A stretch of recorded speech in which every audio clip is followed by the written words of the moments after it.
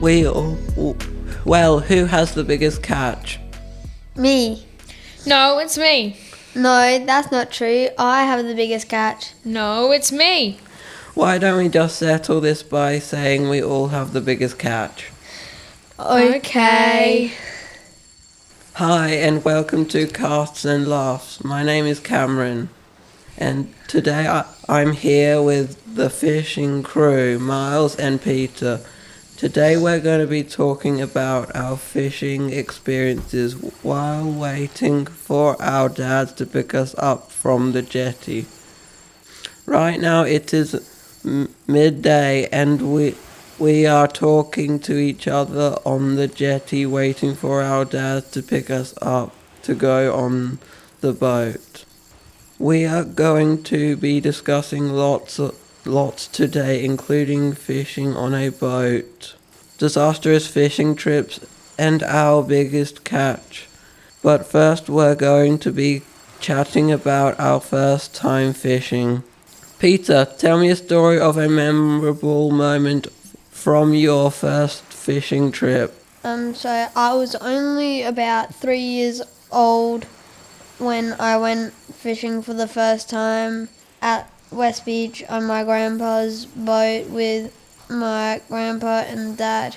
I can't remember the name of the boat, but it was a fiberglass boat. It wasn't that big. You can get about 6 people on it. The rod and reels were already put together, and then my dad baited my hook for me, and I thought, how did he do this without stabbing himself? I would have stabbed myself like 28 times. We used a Garmin GPS to take us to fishing spots, and we went to one of them. My dad cast off for me, and then I was able to hold it. It was a small rod and only weighed about a kilo.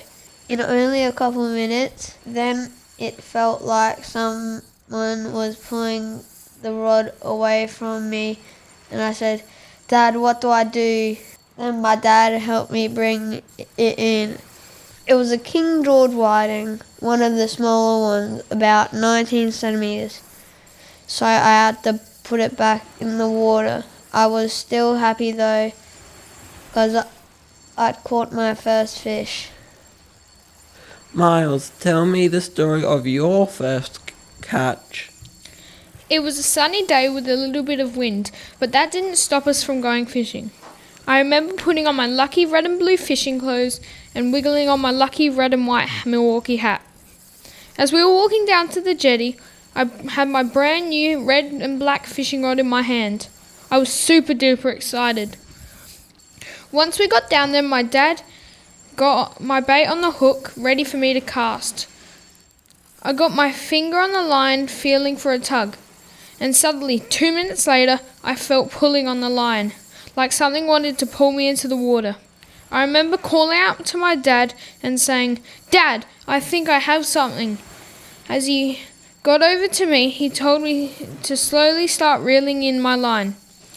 Once we had brung it up to the jetty, he gave me the biggest fist bump ever, because I had just caught my first garfish.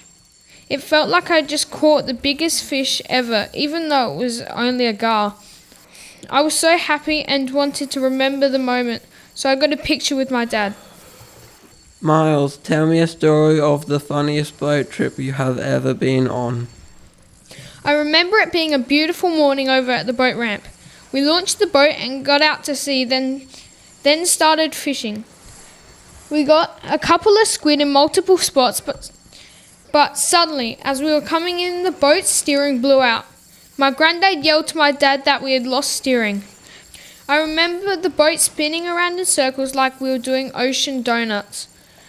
I was panicking that we wouldn't be able to fix the steering and that we would be stranded in the middle of the ocean. But then my dad ran to the back of the boat and told us that we could steer from the back. My dad was steering and my granddad was on the throttle. It was still a bit sketchy, but it helped us a lot. In the end, we luckily got back to shore. Then a couple of months later, the steering of the boat got fixed. Peter, tell me a story of your worst experience fishing. My worst fishing trip? Well, I'll tell you. It was last year when I went to Point Turton for Greek Easter with my mum, dad, brother and sister. We went to the boat ramp and took the boat off the trailer and into the water. Drove to a fishing spot, and on the way, the boat motor started to smoke, and we got the fire extinguisher ready to use. We turned off the motor and it stopped smoking. We had figured out it was an electrical problem with the wiring harness. So we had to get towed back to the boat ramp by the council, or the motor might have blown up. After all the drama, we stayed for another 3 nights just fishing off the jetty, not catching much. Then I got sick while we were there for 2 days, but I was fine for the rest of it.